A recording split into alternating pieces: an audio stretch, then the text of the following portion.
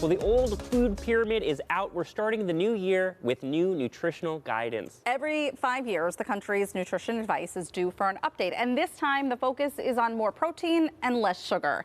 This is a look at the new, what they're calling inverted pyramid. Whole grains on the bottom was a lot bigger when we were younger, if you may remember. And now at the top, you can see more protein and fats. So what does this mean for dinner tonight? Well, Dr. Natalie Gentile is here to help make sense of all this stuff. And so from a doctor's perspective, how do you feel about this new inverted pyramid?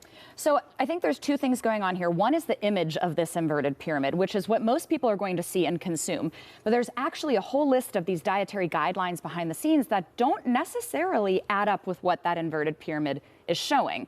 So I want to talk today about the actual dietary guidelines themselves, because frankly, I agree with a fair number of them.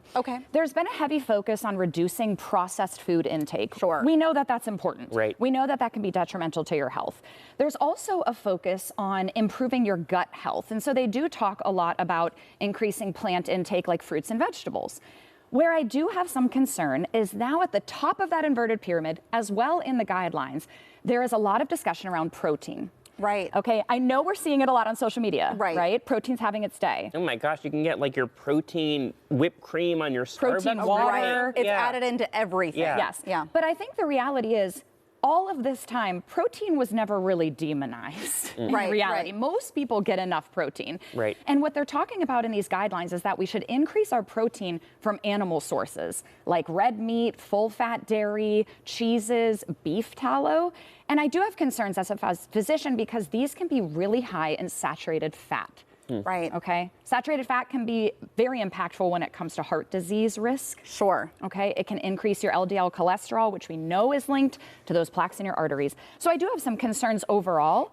It just seems like this isn't black and white. You know, you see this and you think, oh, okay, well, I'll just eat more burgers. Maybe not the bun, but more burgers. And that might work for one person, but not every. This isn't like a one-size-fits-all kind of thing. Certainly, and I think we need to take a couple things into account. First of all, I always talk about it on social media, follow the money.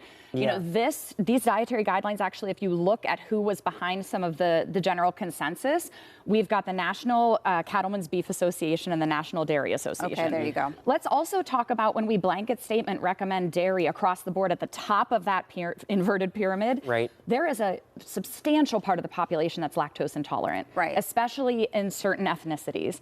So again, it's not for everybody.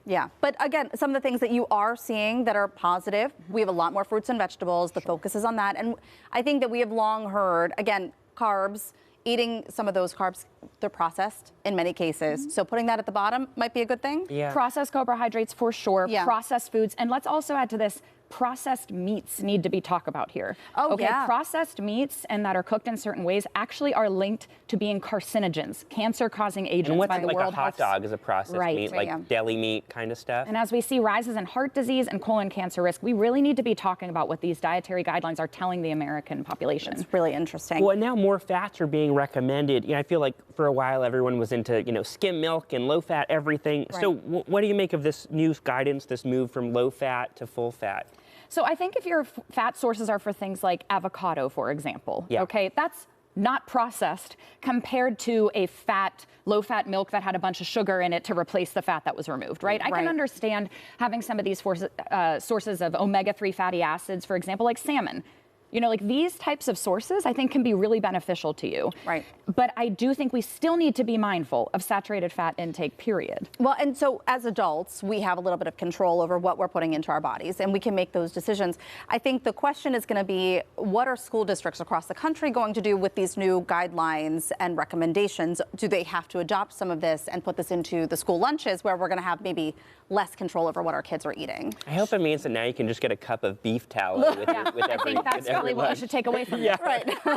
So these guidelines do impact what school lunches are eating, what the military is recommended to have as food, So they aren't, you know, minimally influential.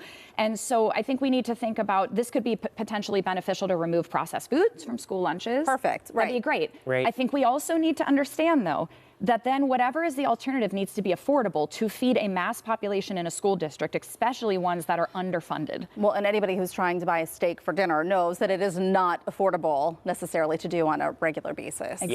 Bone broth ain't cheap. That's right. I just hope they don't take away Pizza Fridays for the kids, because they look forward to it every week. So, all right. Well, really important conversation, and I guess we'll see what happens with this. Yeah, thanks so much, Natalie. Absolutely. Well, if you're interested in learning more about direct care physicians of Pittsburgh or Rebel Wellness, head to our website, kdk.com/talkpittsburgh. Still to come on the show, the stories you won't want to miss tonight on the KDK Evening News. We'll be right back.